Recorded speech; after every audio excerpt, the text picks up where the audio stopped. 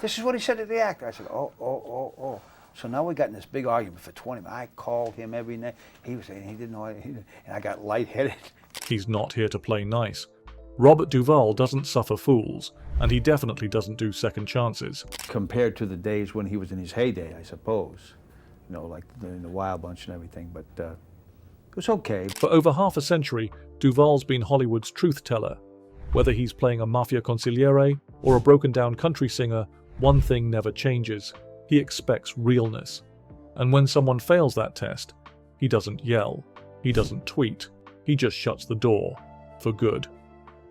From The Godfather to Apocalypse Now, Duvall's resume is iconic, but his standards are even sharper than his performances. If the chemistry's off, if the ego's too loud, if the work isn't pure, he'll walk, quietly, permanently. He's not your Hollywood nice guy. He's the guy who means it when he says, that's it. That he didn't know what it was, but he was out to get it. So he trusts his actors. He's worked with giants, Brando, Hackman, De Niro, Cruise. But even among legends, Duvall's kept his own score. Here are 6 actors Robert Duvall shut out of his world, for good. Stay till the end, because the final name on this list might just surprise you the most. Number 1. John Wayne. On the set of True Grit, things didn't just get tense, they nearly turned violent. Robert Duvall was still early in his career, but already known for pushing directors, testing boundaries, and refusing to play nice with Hollywood royalty. And that's exactly what John Wayne expected: deference, discipline, and silence. Duvall didn't deliver any of it. From day one, sparks flew. Duvall questioned direction, he challenged line reads, he refused to just play the scene. To some it was bold, to Wayne it was disrespect. The friction boiled over when Wayne reportedly warned him, flat out, that if he didn't stop pushing the director, he'd knock him out right there on set. It wasn't an empty threat, Wayne's crew believed it. Even Duvall later admitted he was walking a fine line. But here's the twist, Duvall didn't back down. He finished the film, delivered a strong performance, and walked away. No apology, no press drama. But the aftermath said everything. They never worked together again. No sequels, no reconciliation, just silence. For Duvall, it wasn't personal. It was about the work. But for Wayne, who saw set order as sacred, Duvall's refusal to know his place crossed the line. In an industry that thrives on collaboration, these two icons, both stubborn, both brilliant, just couldn't share the same space. One demanded obedience, the other demanded freedom. Neither blinked. Number 2. Henry Hathaway. Henry Hathaway was a Hollywood veteran, gruff, old school, and fiercely protective of his directorial authority. Robert Duvall was still an up-and-comer when they worked together, but even then, he wasn't the type to stay quiet, and that's exactly where the trouble started. The clash wasn't explosive. It was sharp, persistent, and deeply personal. Hathaway was used to calling every shot on set, no questions asked. Duvall, trained in method acting and committed to emotional authenticity, pushed back. He questioned motivations. He suggested rewrites.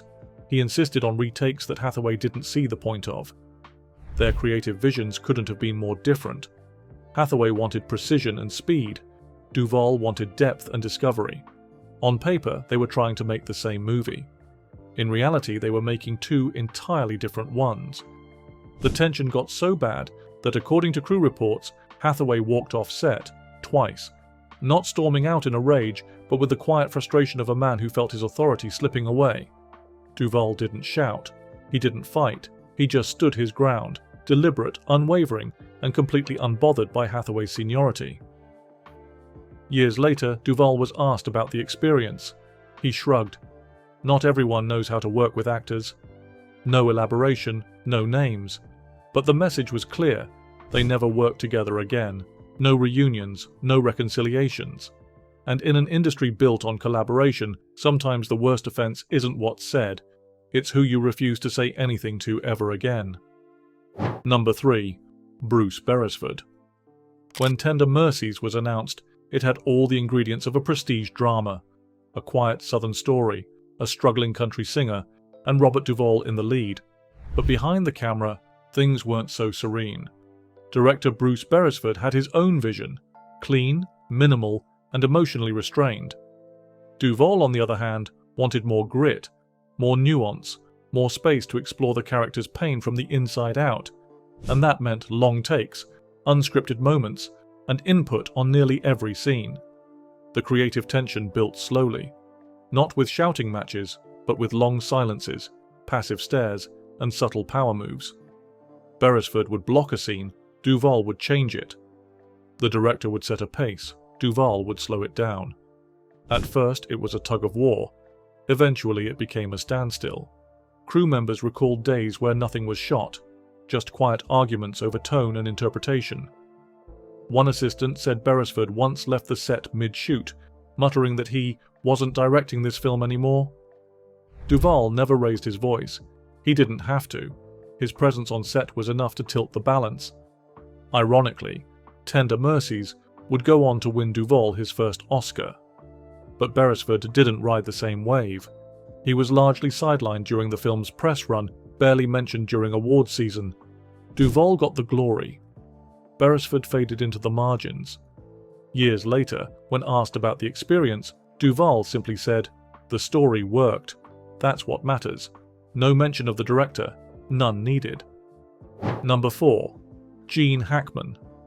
On paper, Robert Duvall and Gene Hackman should have been a dream pairing, two of the greatest American actors of their generation, both cut from the same cloth, stage-trained, no-nonsense, and fiercely committed. But in real life, that chemistry never translated. Their tension quietly brewed for decades. Though they never shared many scenes, they circled the same roles, the same directors, and the same kind of gritty, masculine dramas. When they finally appeared in The Duel, 1971, insiders noticed the mood shift. No shouting, no fights, just ice.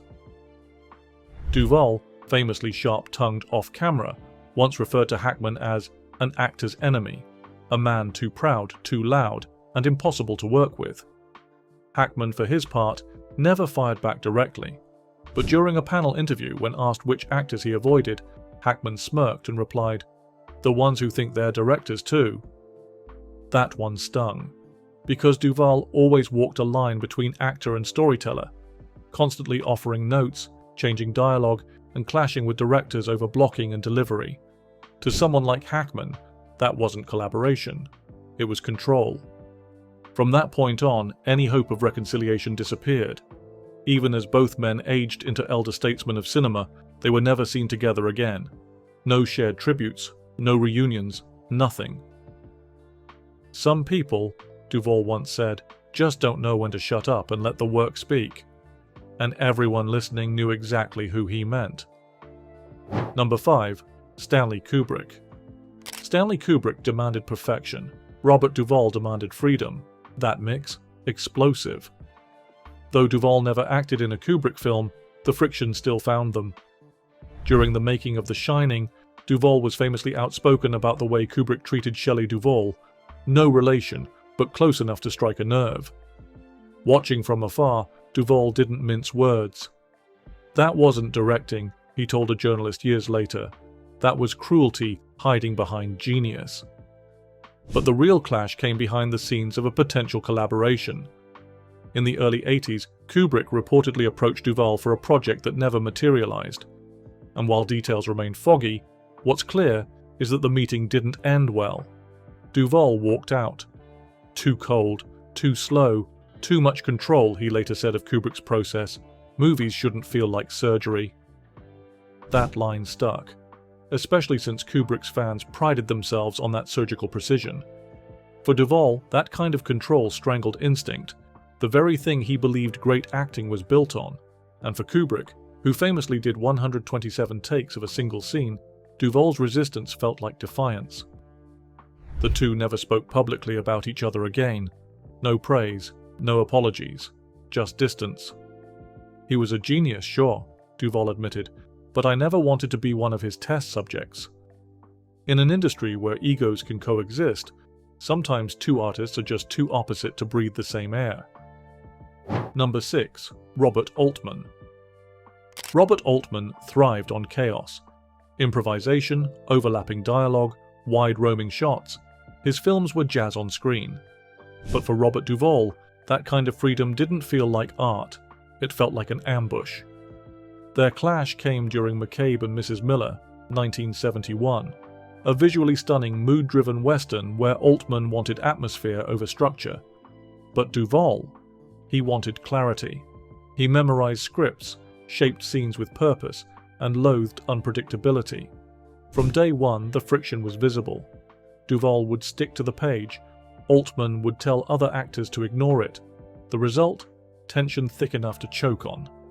According to crew members, Duvall grew increasingly irritated by Altman's laid-back directing style.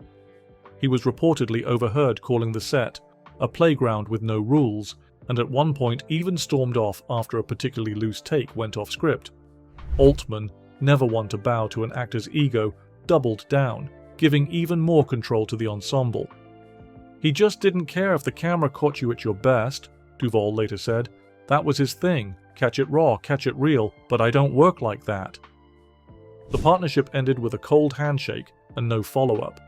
Duvall was never cast in an Altman film again, not even a phone call. For two heavyweights of 70s cinema, it was a creative standoff. No screaming, no scandal. Just two men walking away in opposite directions, never looking back. Robert Duvall doesn't rant, he doesn't tweet, and he certainly doesn't fake a smile for the camera. When he draws a line, it's clean, quiet, permanent. Across decades in Hollywood, Duvall built a reputation not just as one of the greatest actors alive, but as someone who valued truth in every frame. But if that truth gets diluted by ego, laziness, or chaos, he steps away, without explanation. Some call it pride, others call it discipline. We call it Duvall. If you liked this deep dive, hit that like button, subscribe for more Hollywood truths, and drop a comment below. Who surprised you most? And who do you think Duvall would never share the screen with again?